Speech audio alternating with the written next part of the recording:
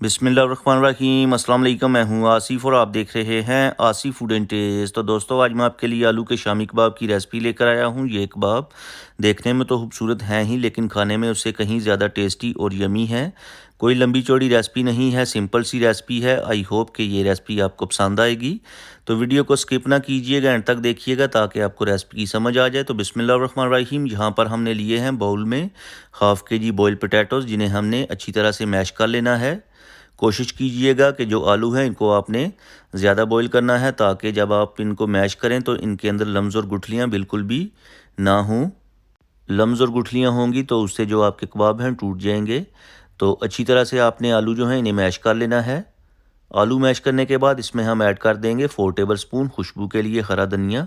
मज़ीद खुशबू को बढ़ाने के लिए 2 टेबल स्पून पुदीने के पत्ते ऐड कर देंगे चॉप किए हुए। फ्रेश चिलीज़ ऐड करेंगे 1 टेबल स्पून चॉप की हुई, जो कि रेड कलर में है। इसके बाद मेरे पास है 2 टेबल स्पून मैदा और 2 टेबल स्पून कॉर्नफ्लावर। दोनों को मैंने मिक्स कर लिया था, ये ऐड कर देंगे इसमें। स्पाइसेस ऐड करेंगे। स्पाइसेस में 1 टीस्पून धनिया पाउडर, 1 टीस्पून नमक, half teaspoon red chilli powder, half teaspoon chilli flakes और हाफ़ टी स्पून ही ऐड करेंगे ब्लैक पेपर। और एक स्पेशल चीज़ इसमें जाएगी जो कि है आमचूर पाउडर 1 टीस्पून। गोश्त से भी ज़्यादा टेस्ट आएगा आपको इन कबाब का। हाफ़ टी स्पून ऐड करेंगे ज़ीरा पाउडर, मिक्स कर लेंगे।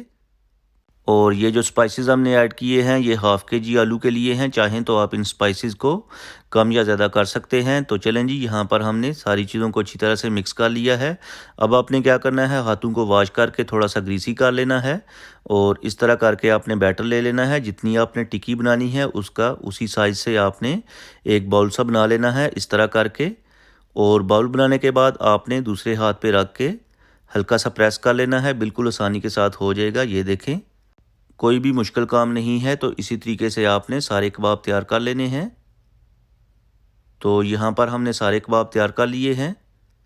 अब आपने क्या करना है, इन कबाब को बीटन किए हुए अंडे के अंदर डिप करके जो एक्सेस अंडा होगा वो आपने उतार लेना है और उसके बाद आपने इनको फ्राई कर लेना है। तो फ्राई करने के लिए अहम बात यह है कि ऑयल को आपने ज़्यादा गर्म नहीं करना। ऑयल ज़्यादा गर्म होगा तो जब आप कबाब ऐड करेंगे तो जो अंडे की कोटिंग है फ़ौरन से जल जाएगी। अंडा आपको पता है कि बहुत जल्दी पक जाता है, तो इसलिए आपने ऑयल को मीडियम सा गर्म करना है।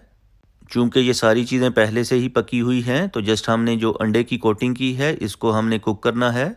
तो 1 से 1.5 मिनट के बाद आपने इनकी प्यार से साइड चेंज कर लेनी है और दूसरी साइड से भी 1 से 1.5 मिनट तक कुक कर लेंगे। अगर आपके घर में सालन मौजूद नहीं है या आपके पास टाइम कम है तो आप इन्हें फ़ौरन से बना के रोटी के साथ खा सकते हैं। तो यहाँ पर दूसरी साइड से भी फ्राई करने के बाद कबाब तैयार हो चुके हैं और सर्व करने के लिए रेडी हैं। तो चलते हैं, डिश आउट करते हैं और उसके बाद आपको दिखाते हैं फ़ाइनल लुक। तो ये देखें माशाल्लाह फ़ाइनल लुक। ज़बरदस्त किस्म के हमारे आलू कबाब, आलू टिक्की, आलू कटलेट्स तैयार हो चुके हैं। आप भी इस रेसिपी को ज़रूर ट्राई करें, अपनी फैमिली और फ्रेंड के साथ एंजॉय करें। दोस्तों, चैनल पे नए हैं तो प्लीज़ चैनल को सब्सक्राइब कर लें, इससे हमारी हौसला अफजाई होती है, हमें मोटिवेशन मिलता है कि हम अच्छा काम कर रहे हैं। तो प्लीज़ चैनल को सब्सक्राइब कर लिया करें, वीडियो को लाइक और शेयर कर दें और प्यारा सा कमेंट करके बताएँ कि आपको मेरी आज की रेसिपी कैसी लगी है। अब मैं आपसे इजाज़त चाहूँगा। अल्लाह हाफिज़।